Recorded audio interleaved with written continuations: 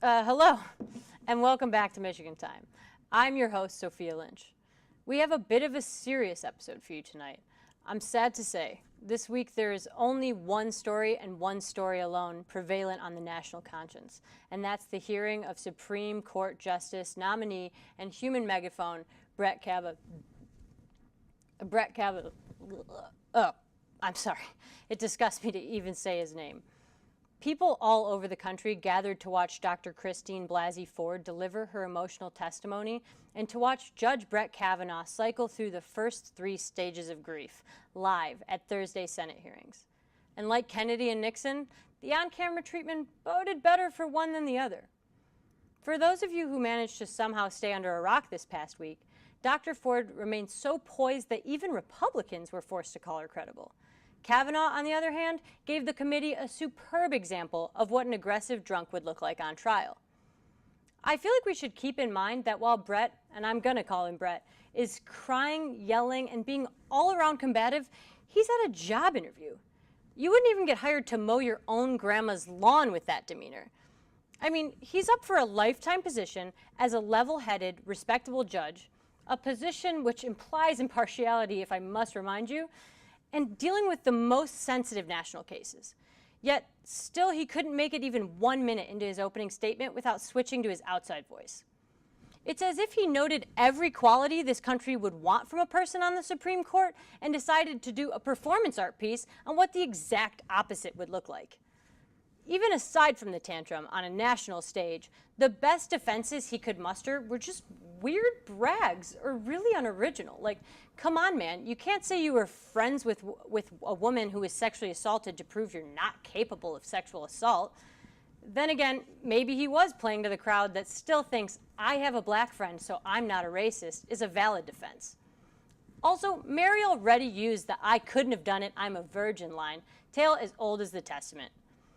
Of course, even if he is being honest about being a virgin, and yes, I'm using if because we don't know. Yeah, the man has kids, but I wasn't there when they were conceived, were you? Anyways, even if he is being honest about his virginity, it doesn't contradict any of Dr. Ford's claims. I know sexual assault is inadequately and vaguely defined in law, but does Brett really expect us to believe that he, a Yale graduate, doesn't know that what she describes as clearly sexual assault? You can't have it both ways, bud. Either you're smart enough to see that and you're lying on purpose, or you're just too dumb to serve on the Supreme Court. Not to mention, Brett wasn't even alone in the rage-fueled nonsense spewing. Senator Lindsey Graham came to Brett's aid, making the cringeworthy argument, you're supposed to be Bill Cosby when you're a junior or senior in high school, and then all of a sudden you just got over it.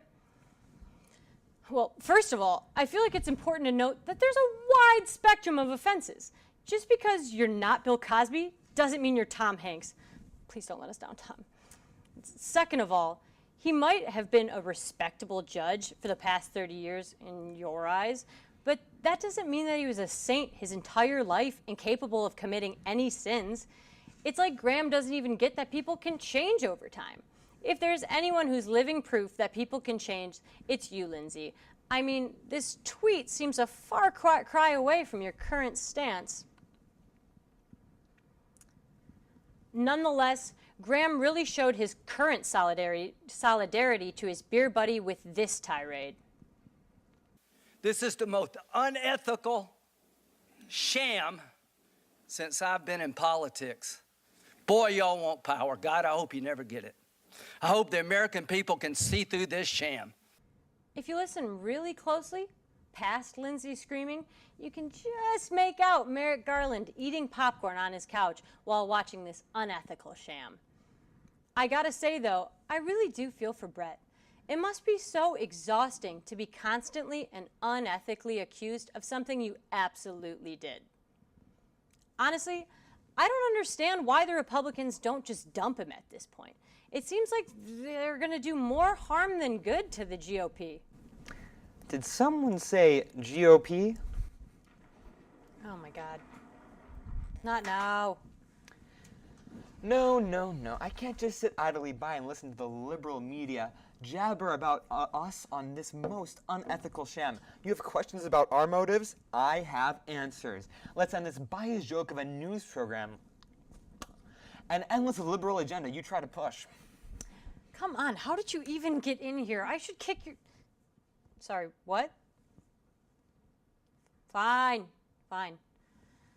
Okay, I'm just getting word from the network that I have to entertain this clown in the interest of appealing to the notoriously large conservative demographic at U of M. So, this one's for all three of you. I'm sorry to say this, but this is Chad, and he's the anchor for our rival conservative television show, Tower Time. Against my better judgment here, I'm going to let you say your piece. First, I want to say that I believe Dr. Ford. Wow, that's But I also believe Judge Kavanaugh. Oh, okay, well, that's just a nonsense statement. There's just so much proof that he's not guilty. I mean, the guy has so many platonic girlfriends, there's just no way someone who knows that many women can also disrespect them. And have you seen his calendars? Those don't lie. Well, Chad, I gotta say, after this whole year of victims coming forward with the Me Too movement, it seems like you're just repeating the same pattern of discarding the victim's story. Even so, Sofia, have you considered his story? Kavanaugh was only 17 at the time. We've all been 17 before. You know how crazy it gets. The stress of approaching college, the raging hormones. That is not an excuse. I know plenty of guys who've made it to 17 and beyond without sexually assaulting anyone. And that's definitely not something anyone should be getting a trophy for either. But okay, guilty or not guilty, guilty. Why would the Republican Party not just drop him and put in another name at this point? Isn't it just doing more harm to the party this close to election by keeping him? Are you forgetting who we at the GOP are? We're a bunch of white men. You'll have better luck getting Mike Pence to admit to thinking about the Devil's Triangle before we admit that we were wrong. It's all about pride, something you lesser females just wouldn't understand. Okay, well, as per usual, you have been both unhelpful and rather insulting, so please just get out of the set. You know what? Fine. But I'm taking my 3 viewers with me. Oh my God. Yikes. I'm sorry about that. It has been quite heavy this week with the awful news, but maybe it's time we turn it over to something a little lighter with Midweek Update. Guys?